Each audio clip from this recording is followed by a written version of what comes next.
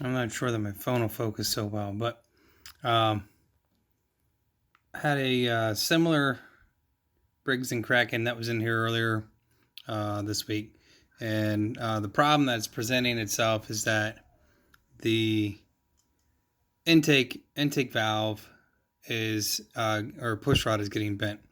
So there's a couple things that happen here. Uh, when I got that unit running again, I noticed a loud growl on the bottom end, which sounded like a connecting rod banging against the bottom of the short block. That being said, I did check to see if it was loose. It didn't seem like it was loose. The motor was loose. Didn't seem like the motor was loose. And I did look at the bolts before I even took it back over there once before. But if you look, it's just if a valve drops just low enough, or there and abouts, or you have just a little bit of play here on the piston at top dead center, um, you can potentially bump into the valve and or valves. And of course, it's gonna focus on something behind it. Um, that being said, the other issue that could be happening here. So, and once you have that little bit of a bump, I mean, you don't need a whole lot to make that problematic or catastrophic. The other thing that could be going on here is, let's see if we can turn the and the bottom here. You have tappets that sit on top of on top of your cam lobes. So there's a cam gear that connects this connecting rod, and I'm sorry that I took all my crap to the scrapyard a couple weeks ago because I was tired of tripping over it in here. But if the tappets are wore out or stretched a little bit, that also can affect the performance of a push rod or the failure of a push rod.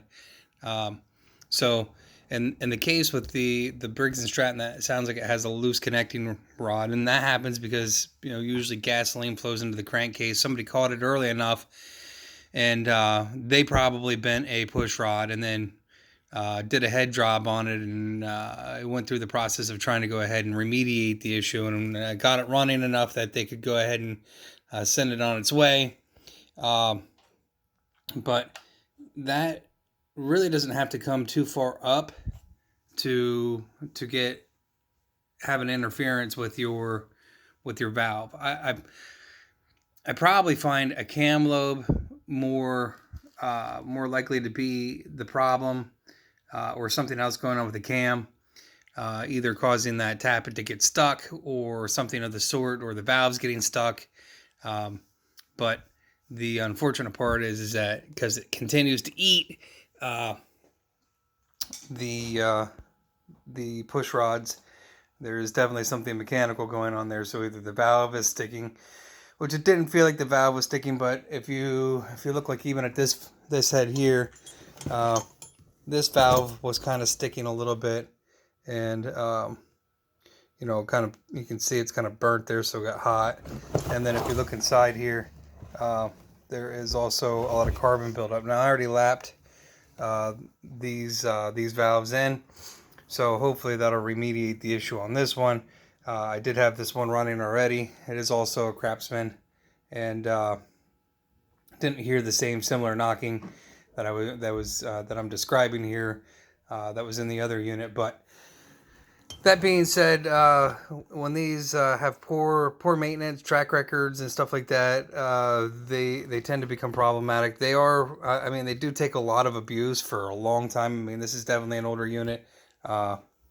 Without getting too crazy, we can probably see this was a 2011. So, I mean, you got a unit that's 10 years old here. 12 years old, somewhere there and abouts. And it still runs, but we got to make sure that we get it fixed up.